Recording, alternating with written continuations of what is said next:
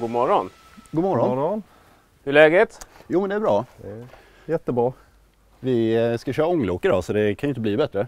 Det här ska bli jätteintressant. Vad är det för någonting vi ska åka? Detta är ett brigadlok från början av 1900-talet. Emsfors heter det, kommer egentligen från Emsfors bruk. Och sen så har vi i föreningen förvärvat det. Och vad är vi någonstans? Vi är på Osabanan utanför Värnamo. Ja, det är ju en 600 mm museijärnväg. Själva föreningen är ju från 70-talet. Jag har hållit på några år med det. Jag har väl hållit på sedan jag var ungefär så här hög någonting, 10-årsåldern.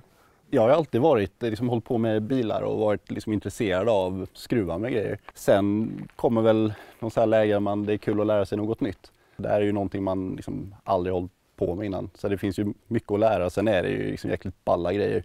Det är kul. Och jag kan fortfarande stå och kolla på alla saker och tänka hur fasen har de fått ihop det här. Det är jag som är äldre och så är det Jonas som kör. Så att enda Jonas behöver göra det är och ha utsikt framåt och gasa. Jag ska hålla trycket och kolla bakåt. Vi har ju ett rullande schema. Så att jag, förutom att elda så är jag tågbefälhavare, bromsare och motorloksförare. Så går man runt. Det blir aldrig tråkigt. Det finns ju alltid olika typer av tjänster och saker att göra. Det är ju en ideell förening så att det är ju aldrig brist på saker som behöver göras. Var kommer det här loket ifrån? Är det Tyskland? Ja, det är tillverkat för första världskriget egentligen, men det hann ju inte bli färdigt förrän kriget tog slut. Så det såldes som överskott till Emsfors pappersbruk utanför Oskarshamn då. Samma typ som gick på den här järnvägen från början då, men tyvärr finns ju inte originalloken kvar då. Och det är ju ett så kallat brigadlok. Själva loktypen är ju framtagen för att kunna gå på dåliga spår. De tillverkas ju på licens, eller man skulle säga. Det är ju många lok av den här typen. Och det är många olika tillverkare som har producerat dem. Vi underhåller ju och bygger allt material själva. Så att detta är ju en stor del av det vi gör. Och om man slår ut all tid som vi skruvar på den tiden som vi kör så är det här vi är den mesta av tiden. Och förutom just de maskinerna och loken som vi kör med så har vi också maskiner för att underhålla banan och så att det blir mycket skruva. Ja, här finns egentligen lite allt möjligt. Dels har vi polska loket. Polska loket, vad är det för någonting? Det var ett av bland de första loken som kom hit och det köptes i Polen. Polen var ett av de länder där det fanns 600 mm järnvägar med persontrafik sist, eller vad man ska säga. Så då när föreningen hade startats så insåg de att ska man ha en museijärnväg så behövs det ju ånglok. Och då var det en av våra medlemmar som åkte dit ner och förhandlade hårt med polackerna och sen så stod det här. Så det är ju vårt starkaste ånglok då, och det orkar ju dra tunga tåg. Det ser ju ut som ett traditionellt gammalt lok också. Ja, men det gör det ju. Det är ju, vad ska man säga, nidbilden av ett ånglok på något sätt och det låter ju riktigt grymt också. Ja, det är ett trevligt lok att ha. Vad är det som står här bakom dig då? Detta är det första, eller det enda originalloket som vi har kvar. Från början så var detta ett ånglok och sen har det byggts om till diesellok. Och det köptes ju in till banan när man ville modernisera den. Det tar ju ändå ett antal timmar att elda igång ett ånglok och det är mycket underhåll på dem.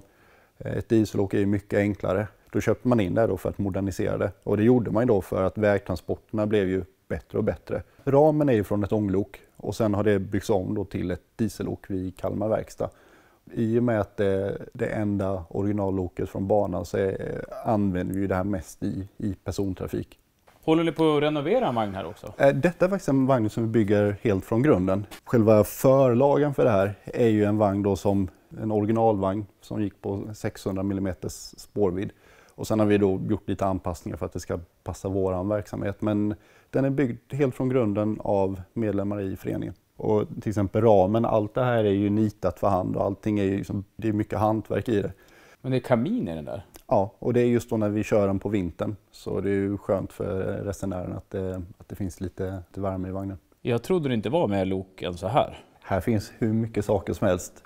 Jag ser det. Så just denna maskinen, den har vi när vi riktar spår och stoppar banvallen. Så detta är ju en maskin som är byggd för att göra detta, men då för en annan spårvidd. Som sen då har byggts om för att passa våran spårvidd. Det är inte brist på slangar och ventiler.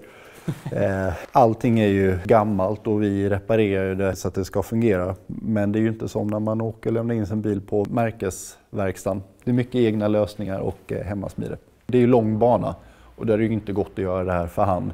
Så att vi behöver ju de här maskinerna för att kunna underhålla hela banan. Alla kan ju inte vara lokförare heller i föreningen, eller?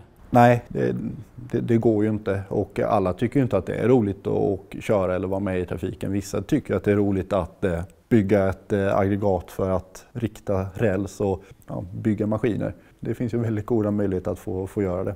Jaha, vad är det här för någonting då? Detta är ett Simplex-lok och de byggdes i England. Byggdes ju för att vara ett billig, enkel drivkraft till den här spårvidden. Det finns många entusiaster i England som en stor kult som följer de här. Så att det kommer ju folk hit bara för att titta på våra Simplex-lok. Personligen så tycker jag att de låter ju fantastiskt fint. Det sitter ju en 2-cylindrig dieselmaskin i den som puffar på riktigt bra. Och detta loket är också från Polen. Det är från en skogsbana. Skogsbana? Ja, använder loket för att köra ut skog helt enkelt. Det här används ju i våra banarbete för att det är så starkt. Så att när vi lägger ut makadam på banvallen så har vi de här grusvagnarna och sen så har vi som en plog som liksom, fördelar ut makadammen. Och då behöver man rätt mycket kraft för att det ska orka göra detta. Så då sätter vi en plog framför och så lägger vi ut makadam. Vad är det här? Detta är våran brandvagn. Så nu när vi kör på sommaren och det är torrt ute i markerna så då kör vi med denna efter ångloket. Så att börjar det glöda någonstans så kan man släcka med denna vagnen. Det är så mycket lok här inne så vi hinner inte gå igenom alla. Nej. Detta är för övrigt mitt favoritlok. Tror det eller ej, men detta är ett gruvlok. Det ryker väldigt mycket så det har varit kul att se när de körde detta ner i en gruva. Det är ju jättelitet där ju. Ja, det är inte jättestort det här loket. Man ser ut som en fällkniv när man ska hoppa in i det. Men när man väl sitter på plats är det väldigt trevligt att sitta och köra. Så att jag gillar det. Det är bra ljud i det också så det är viktigt. Vad är det här för någonting då? Denna har vi när vi byter slipes. Så att den här klon, den går ner i banvallen, tar tag om slipesen och drar ut den från rälsen.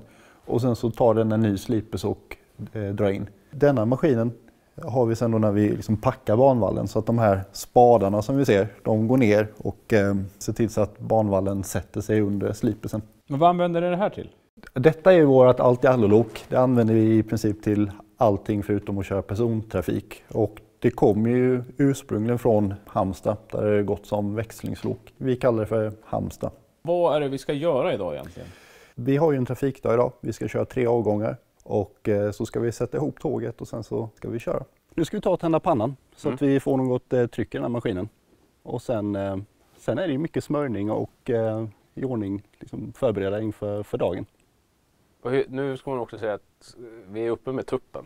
Ja, det är tidigt. Ja, för att vi ska... För vissa. Ja, för mig är det väldigt tidigt. Men vi ska första avgången är 10 va? 10.30. 10.30, okej. Så att då gäller det att trycka i pannan tills dess så att man inte står där och inte kommer iväg.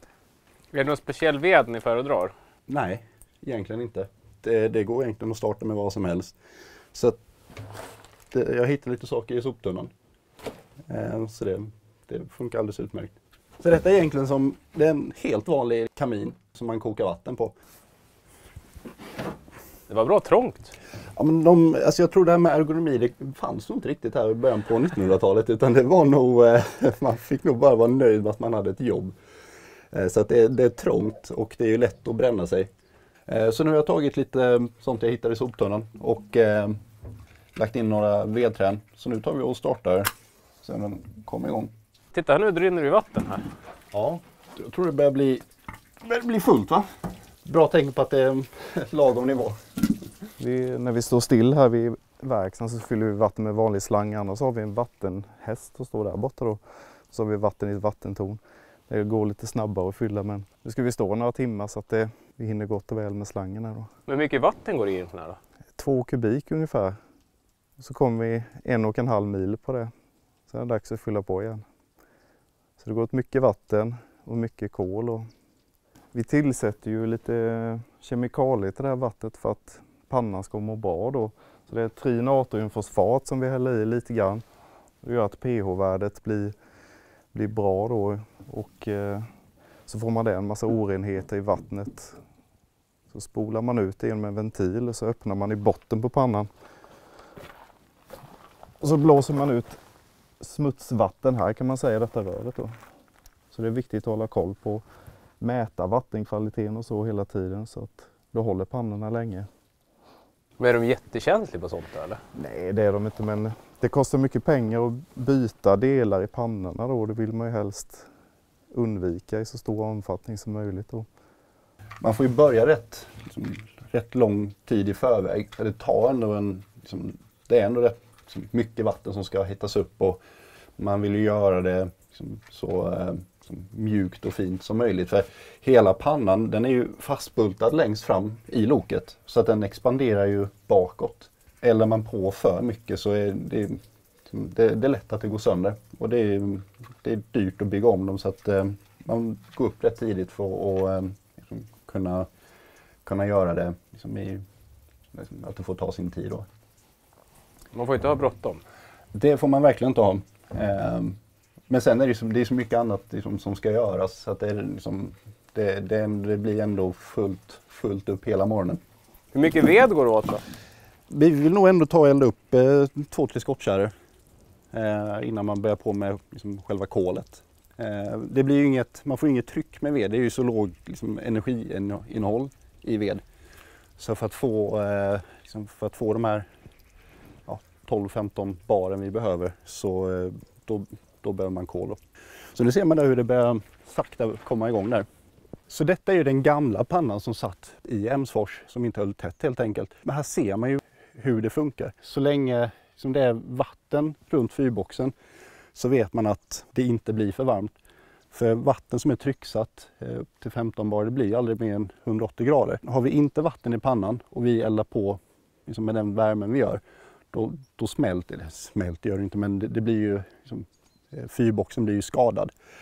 Så att därför är det jätteviktigt att det alltid är vatten i pannan. Om vi kollar från denna sidan så är det ju fullt med små rör här. De här tuberna är ju ihopkopplade med fyrboxen.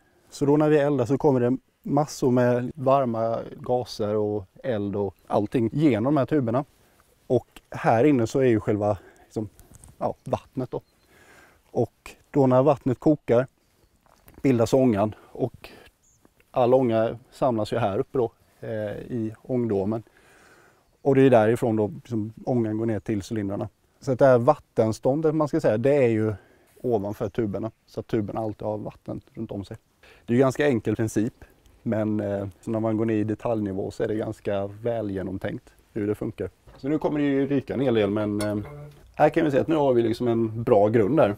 Så att nu får det ta och brinna ner lite. Och sen så tar vi och lägger på ytterligare ett lass. Och sen här har vi ju vattennivån inne i pannan. Så att man kan redan nu se att när vi började så hade vi vattennivån här ungefär. Och sen nu när vi börjat elda så stiger den ju. Och det är ju när vattnet blir varmt och expanderar så ökar ju volymen. Så att i takt med att det blir varmare så kommer ju vattennivån att stiga. Roligt att elda ju. Ja men det är det. Det är riktigt roligt. Det som är så kul med det är att det finns ingen sån här manual. Du vet, gör du så här och så här så blir det bra. För att du måste hela tiden balansera mängden vatten i pannan. Hur mycket kol, hur mycket fyren brinner. Och tajma det till hur banan går. För att du vill ha mycket tryck när du är på väg inför en uppförsbacke. Och för att du ska ha rätt tryck till uppförsbacken så måste du börja skyffla på kol vid en tidpunkt. Och sen då när du har värmen i fyrboxen då kan du mata in mer vatten i pannan. Men om du gör det för tidigt då blåser ju säkerhetsventilen och då tappar du tryck. Och gör man det för sent då kommer vi inte upp för backen. Ingen resa är den andra lik. Och det är det som gör det så roligt att det går aldrig att bli fullärd. Det finns alltid saker man lär sig och upptäcker. Det finns ju väldigt mycket rörliga delar på hela det här maskineriet och allting behöver ju smörjas. Och det här var ju på tiden innan det fanns kullager. Alla lager är vitmetall. Så tanken är att själva lagret ska vara mjukare än själva axeltappen så att det är lagret som slits och inte själva axeln. Det är nästan mer smörjningen än vad det är körning. Tar vi mata in lite fett här. Ser vi det trycka ut. Man kan egentligen säga att allting som rör sig har en nippel på sig. Det är ju någonting som vi har, det har ju vi satt dit i efterhand. Man hade ju inte fettsprutor där i början på 1900-talet utan det har ju vi gjort för att det ska bli enklare underhåll. Från början så hade man ju, det är veksmörjning som är original. En bomullsgarn helt enkelt som ligger i smörjolja. Sen av kapillärkraften så suger ju det här garnet upp smörjmedlet och sen så droppar oljan ner på axeln. Hjullagarna är ju fortfarande med veksmörjning. Man blir smutsig. Det går inte att undvika att det är bara liksom ner med fingrarna och känna. Det finns liksom inga genvägar. God morgon! God morgon! Hur är läget? Jo, det är väl bra. Lite tidigt kanske, men bra. Vad ska du göra idag då? Idag ska jag vara tågbefälhavare på de 3 personförande tågparen som vi ska köra. Och vad gör man då? Egentligen gör man ju så att man är chef på tåget faktiskt. Ja. Men det som syns mest, det är väl det faktum att det är jag som viserar biljetterna. Det vill säga klipper hål i biljetterna. Alltså konduktör, det är nog det som folk tycker nog är roligast med mig. Om man nu tycker något är roligt med mig vill säga. Men hur hamnade du här? Ja, jag började faktiskt här tidigt 70-tal. Föreningen var bara ett par år gammal då. Men sen så flyttade vi från Småland 74 och var borta härifrån i 44 år.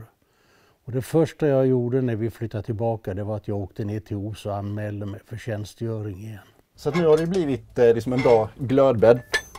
Så nu ska vi ta och fortsätta och mata på här. Så att det får lite mer värme. Nu håller vi på att förbereda stenkålen för dagens jobb då ju. Man måste sålla, det kommer liksom i sådana här storsäckar då. Och sen är det lite olika dimensioner på det här de små grejerna vill man helst inte ha med då för det brinner dåligt och så åker det bara rätt ut genom skorstenen. Så då sållar vi kolen så vi får de bästa bitarna då. Hur mycket kol behöver man med sig då? På en sån här resa vi ska göra nu så går det väl åt ungefär 300 kilo kol. Då är det 3 mil kan man säga. Så det går åt ganska mycket.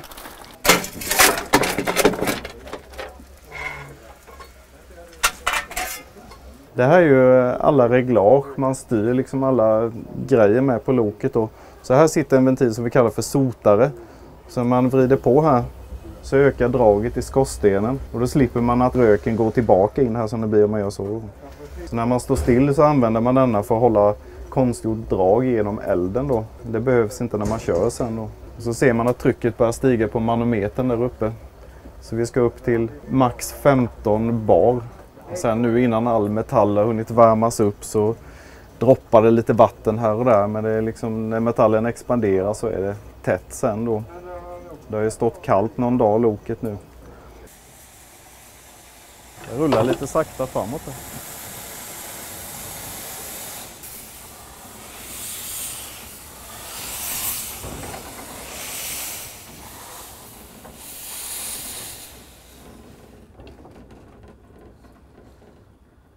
Ja, men nu kör vi fram till kolbryggan som är där borta och så får man liksom hälla i kolet ifrån kaja då. Men det är väldigt mycket pillande för att få köra så lite alltså? Ja, det är det. Man får fylla på vatten och kol och olja liksom. När man kommit fram dit man ska, då är det slut. Så var det förr. Det var det enda man hade då ju. Men det funkar faktiskt jättebra. Jag tror att om man räknar ihop all tid vi lägger ner under ett år och sen så liksom delar det med hur mycket tid man kör. Jag vet inte, finns det så många decimaler som man kan se det? Väldigt mycket skruva och fipplande innan man får allting att funka. Då är vi färdiga. Vatten fullt. Vattnet fullt. Jättebra. Så bara fylla på lite i de här.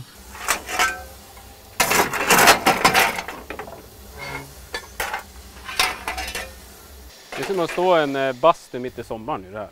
Men det är varmt och skönt. Eller? Man slipper ju frysa i alla fall. Lite väl varmt om det är 30 grader ute. Men det går rätt bra idag faktiskt.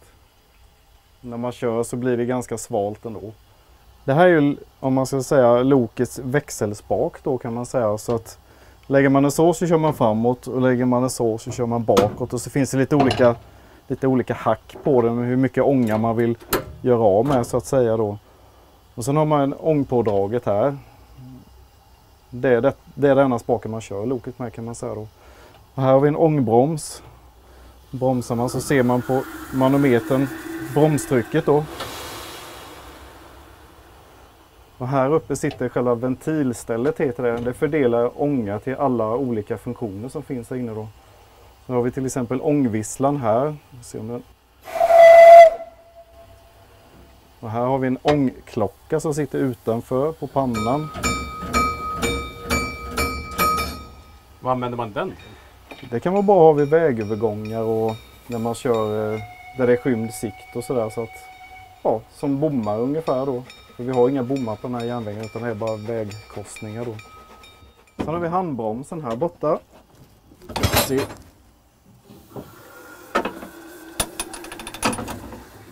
Parkeringsbromsen kan man säga. Här har vi egentligen den viktigaste saken här då. Det är ju vattenpumpen kan man säga. Det är för att mata in vatten i ångpannan. Då ser man här på vattenståndsglaset då var vattennivån ligger någonstans. Så nu ligger den ju där någonstans. Så lägsta nivån är vid pilen här vid då. Så då måste man försöka hålla vattennivån någonstans här emellan hela tiden när man kör. Och då öppnar man liksom ånga här då till. Så suger den här upp vatten ifrån lokets vattentank.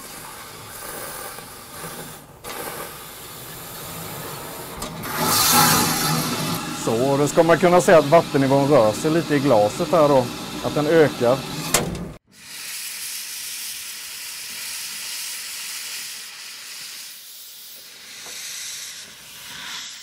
Jag ska få åka med här lite inne på bangården. Men sen får inte jag plats. Nej, sen så sparkar vi ut dig. Ja. Jag får åka lite tåg sen då, eller åka vagn? Ja, du får åka bland de andra i vagnarna. Och så ska jag och Jonas sköta körningen.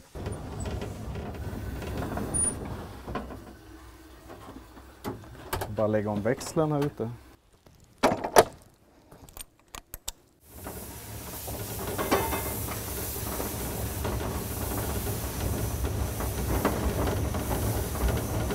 Du vet hur mycket du ska gasa då? Ja, men det hör man. Man lär sig att höra på ångslagen hur fort man kör ungefär. Så kör man efter klockan hela tiden så man har liksom koll på att det ska ta 10 minuter upp till Stora Stenen. Då kör man på 10 minuter ungefär. Det stämmer ganska bra.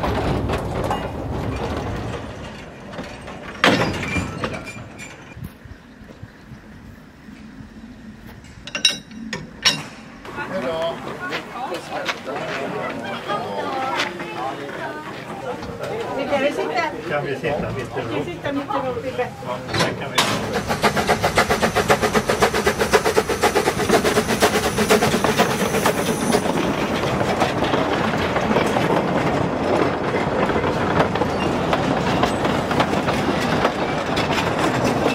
Vad gör du för någonting då? Jag ansvarar för att bromsa tåget. Jag är bromsare. Det finns inga tryckluftsbromsar på det här tåget så man måste bromsa för hand. Och i det här fallet sista passagerarvagnen. Och då måste jag hålla utkik efter att veta hur linjen går. Om det kommer några nedförsbackar måste jag bromsa i dem. Och sen när vi kör in på stationen så måste jag lägga på lite broms för att dra ut tåget så vi inte får massa ryck och sådana här saker. Och är det riktigt långt tåg så kan det vara samma sak när vi ska köra igång. Att man måste lägga på lite broms när tåget drar igång. Det inte ska rycka och slå. Det här är ju en av Sveriges backigaste järnvägar, om inte den backigaste. Så det är mycket bromsande.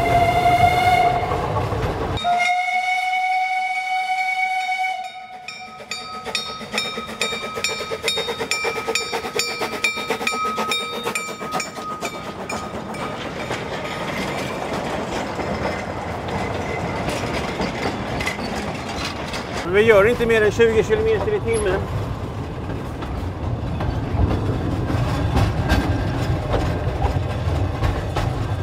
Jag lägger på lite broms här nu. Ska stanna här i Gimmar.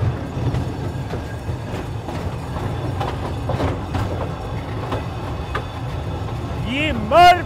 Tåget gör ett par minuters uppehåll. Här finns det gott om faciliteter. Den främsta är kanske vårt utedass där. Men hur kommer det sig att du hamnar här bak? Det var enklaste arbetsuppgiften på tåget. Men sen tycker jag att det är en rolig. För att när vi nu kommer fram till Bor norra här om ett tag. Så är det jag som ska växla runt alltihopa. Så jag är den som ska koppla loss loket och slänga mig upp på sidan och skrika fram i maskinen.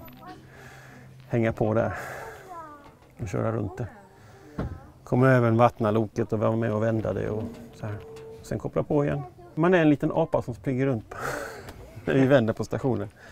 När vi åker den korta sträckan, bara Osbruk och Gimmarp här, då är det här man springer runt. Men jag har ambitionen att jag ska bli motorloksförare nästa år. Och sen om det är roligt så tar man nästa steg upp. Lägga på lite. Resande med tåg 1 mot Bor norra. Tag plats! Vad är det som är så roligt med det här då? Ja, det skulle ta mycket lång tid att förklara det, men skitroligt är det. Det går inte att komma ifrån. Det här är livet på en pinne, eller snarare på en räl faktiskt. Jag har varit galen i detta i hela mitt liv sedan 4-5 års åldern. Så det är skoj. Kan du göra alla moment? Både köra och bromsa? Och... Ja, jag kan inte köra ånglok. Och jag har ingen längtan efter att köra ånglok. Jag vet inte varför, men jag har det inte. Jag kan köra lite motorlok och sådär. Men min grej, det är ju det här jobbet alltså. Då, mina damer och herrar, får jag be om biljetterna. Att gå runt bland folk, inte minst bland alla glada barn. Och skoja med dem och skrämma dem lite ibland och sådär. Ja, det är skoj. Tack så mycket. Vill du ha mer klipp? Vill du ha fler klipp? Ja, vill du ha fler? Så. Nu har du mest klipp av alla. Så. Jag tror att sån här verksamhet mår bra utav att inte bara vara museal utan också vara lite lattjo-lajban. Alltså det är lite underhållning, lite show. Det tror jag. Vilken fantastiskt rolig dag. Ja, hoppas att du har haft roligt. Men hur funkar det här då? Om folk vill åka den här, hur gör man då? Osabanan.se, där finns ju alla våra avgångar. Man kan boka biljetter. Och sen är det ju, tycker man det är så pass kul som man vill vara med, så är det är ju en ideell förening. Man är välkommen att vara med. Du vet vad, jag ska inte stå och hålla er här länge för nu har det dags för nästa avgång. Här. Ja, det börjar dra ihop sig. Jag får tacka för åkturen. Tack själv. Tack så mycket. Vi hörs. Hej, hej. Hej.